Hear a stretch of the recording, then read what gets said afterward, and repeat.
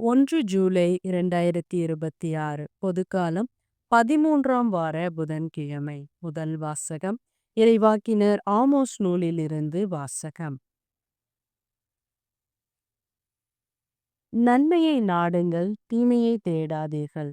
அப்பொழுது நீங்கள் சொல்வது போல படைகளின் கடவுளாகிய ஆண்டவர் உங்களோடு இருப்பார். தீமையை வெறுத்து நன்மையை நாடுங்கள், நகர் வாயிலில் நீதியை நிலைநாட்டுங்கள். அப்பொழுது ஒருவேளை படைகளின் கடவுளாகிய ஆண்டவர் யோசப்பாரின் வீட்டில் எஞ்சியிருப்போருக்கு இரக்கம் காட்டுவார். உங்கள் திருவிழாக்களை நான் வெறுத்து அருவருக்கிறேன். உங்கள் வழிபாட்டு கூடங்களில் எனக்கு விருப்பமே இல்லை. எரிபலிகளிலையும் தானிய படையல்களையும் எனக்கு நீங்கள் செலுத்தினாலும் நான் ஏற்க மாட்டேன். கொழுத்த விலங்குகளை நல்லுறவு பலியாக செலுத்தும் பொழுது நான் ஏறெடுத்தும் பார்க்க மாட்டேன்.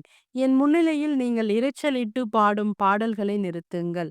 உங்கள் வீணைகளின் ஓசையை நான் கேட்க மாட்டேன். மாறாக நீதி வெள்ளமென பொங்கி வருக, நேர்மை வற்றாத ஆறாக பாய்ந்து வருக. ஆண்டவரின் அருள்வாக்கு. இறைவா உமக்கு நன்றி. பதிலுரை பாடல். பல்லவி. தம் வழியை செம்மைப்படுத்துவோர் கடவுள் தரும் மீட்பை கண்டடைவர். என் மக்களே கேளுங்கள், நான் பேசுகிறேன். இஸ்ரேலே, உனக்கு எதிராய் சான்று கூற போகிறேன். கடவுளாகிய நானே உன் இறைவன். பல்லவி. தம் வழியை செம்மைப்படுத்துவோர் கடவுள் தரும் மீட்பை கண்டடைவர். நீங்கள் கொண்டு வரும் பலிகளை முன்னிட்டு நான் உங்களை கண்டிக்கவில்லை. உங்கள் எரிபலிகள் எப்பொழுதும் என் முன்னிலையில் உள்ளன. உங்கள் வீட்டின் காளைகளையோ உங்கள் தொழுவத்தின் ஆட்டுக்கிடாய்களையோ நான் ஏற்றுக்கொள்வது இல்லை. பல்லவி. தம் வழியை செம்மைப்படுத்துவோர் கடவுள் தரும் மீட்பை கண்டடைவர். ஏனெனில் காட்டு விலங்குகள் எல்லாம் என் உடைமைகள், 1000 குன்றுகளில் மேயும் கால்நடைகள் என்னுடையவை. குற்றத்து பறவைகள் அனைத்தையும் நான் அறிவேன். சமவெளியில் நடமாடும் யாவும் என்னுடையவை. பல்லவி. தம் வழியை செம்மைப்படுத்துவோர் கடவுள் தரும் மீட்பை கண்டடைவர். எனக்கு பசி எடுத்தால் நான் உங்களை கேட்கப் போவதில்லை. ஏனெனில் உலகும் அதில் நிறைந்துள்ள யாவும் என்னுடையவே. எருதுகளின் இறைச்சியை நான் உண்பேனோ, ஆட்டுக்கிடாய்களின் குருதியை குடிப்பேனோ. பல்லவி.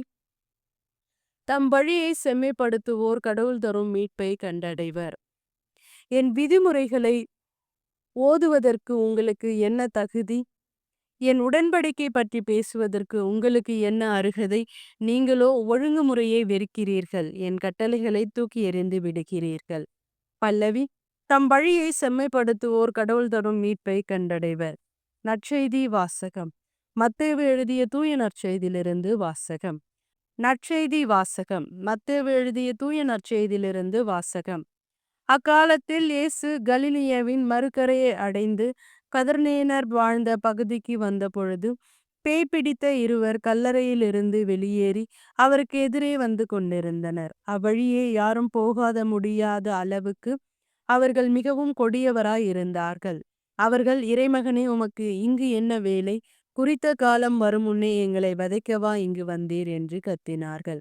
அவரிடமிருந்து சற்று தொலையில் பன்றிகள் பெரும் கூட்டமாய் மேய்ந்து கொண்டிருந்தன. பேய்கள் அவரிடம், நீர் எங்களை ஓட்டுவதாயிருந்தால் அப்பன்றி கூட்டத்திற்குள் எங்களை அனுப்பும் என்று வேண்டினர். அவர் அவற்றிடம் போங்கள் என்றார். அவை வெளியேறி பன்றிகளுக்குள் புகுந்தன. உடனே அக்கூட்டம் முழுவதும் செங்குத்து பாறையிலிருந்து கடலில் பாய்ந்து நீரில் வீழ்ந்து மடிந்தது. பன்றிகளை மேய்த்து கொண்டிருந்தவர்கள் ஓடிப்போனார்கள். அவர்கள் நகருக்குள் சென்று பேய் பிடித்தவர்களை பற்றிய செய்தியையும் நடந்த அனைத்தையுமே அறிவித்தார்கள். உடனே நகரினர் அனைவரும் இயேசுவுக்கு எதிர்கொண்டு வந்து அவரை கண்டு தங்கள் பகுதியை விட்டு அகலுமாறு வேண்டிக் கொண்டனர். ஆண்டவரின் அருள்வாக்கு. கிறிஸ்துவே உமக்கு புகழ்.